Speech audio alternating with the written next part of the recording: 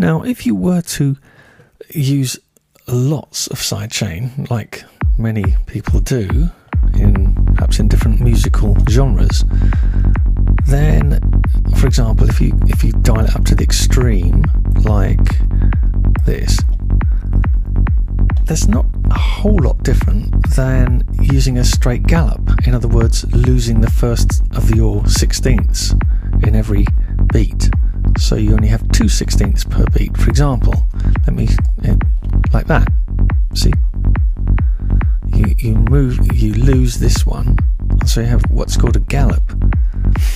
So if you have lots of side chaining on a straight 16th bass like that, it's slightly different because of the low frequencies, but it's kind of the same.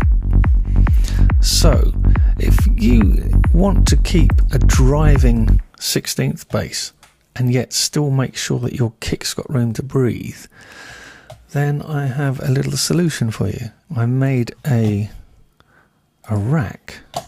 The idea behind this is that it splits the frequency from the bass line into 2, because you've got 2 parallel chains here running in parallel. So on one, I've put an EQ8 which has a low pass, which only allows the low frequencies through, and I have one on the other channel, or the other parallel stream of audio, which is removing the low frequencies, and I've mapped them to a crossover here. So as I move that up, then both are moving up. You can't display both at the same time in live, so you'll just have to take my word for the fact that they're both moving up and down at the same. So they cross over, those frequencies.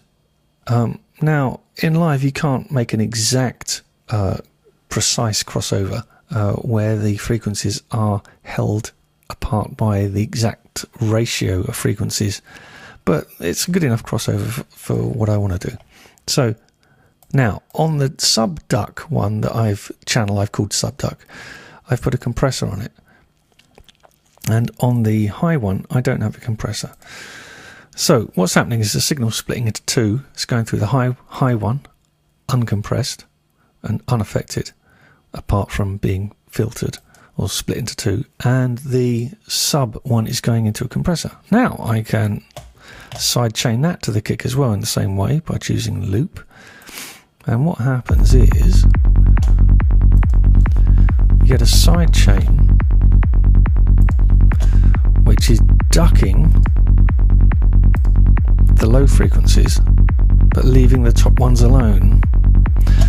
And now you have to play a bit to get the right point, which is usually around 100, I find, something like that.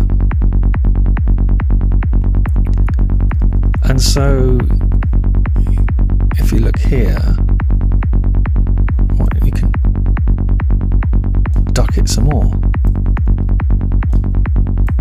So you can have the ducking effect, but also have the driving effect of the 16th notes.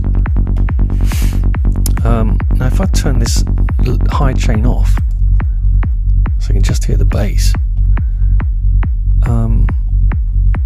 you can probably hear that it's being ducked. If I turn the compressor off, it's just straight. Of course, again, you'll need headphones to hear this, and decent headphones at that. And this is, you can see it's pulsing. That pulsing in time with the kick on a big rig on the dance floor equates to big and chunky when you got the kick with it, because you can physically feel it.